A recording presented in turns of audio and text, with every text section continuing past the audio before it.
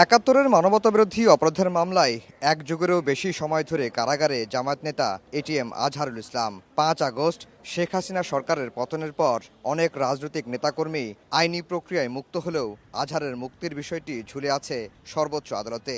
এ নিয়ে দলটির ভেতরে বাইরে রয়েছে অসন্তোষ, ক্ষোভ। মঙ্গলবার খালাস চেয়ে আজহারের করা আপিল প্রধান বিচারপতির আদালতে উঠলেও শুনানি হয়নি। নতুন তারিখ ধার্য করা হয়েছে ৬ মে।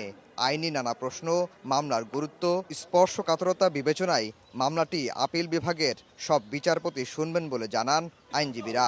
শুধু তাই নয়, মানবতাবিরোধী অপরাধের দায়ে সব আসামিকে মৃত্যুদণ্ড দেয়া এবং কার্যকরের বৈধতা নিয়েও প্রশ্ন তুলেছেন জামায়াতের আইনজীবীরা। সে বিষয়েও শুনানি হবে ওই দিন।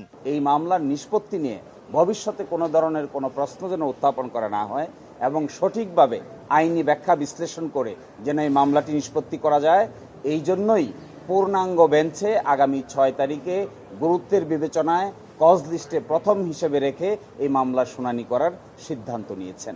এদিন শুনানিতে উপস্থিত ছিলেন জামায়াতের সেক্রেটারি জেনারেল সহ বেশ কয়েকজন শীর্ষ নেতা। পরে জামায়াত সেক্রেটারি বলেন, ৮ মাসেও আজহার মুক্ত না হওয়ায় ব্যথিত তারা। ২০১৪ সালের ৩০ ডিসেম্বর আজহারকে মৃত্যুদণ্ড দেন আন্তর্জাতিক অপরাধ ট্রাইব্যুনাল। এর রায় বহাল থাকে আপিল বিভাগেও।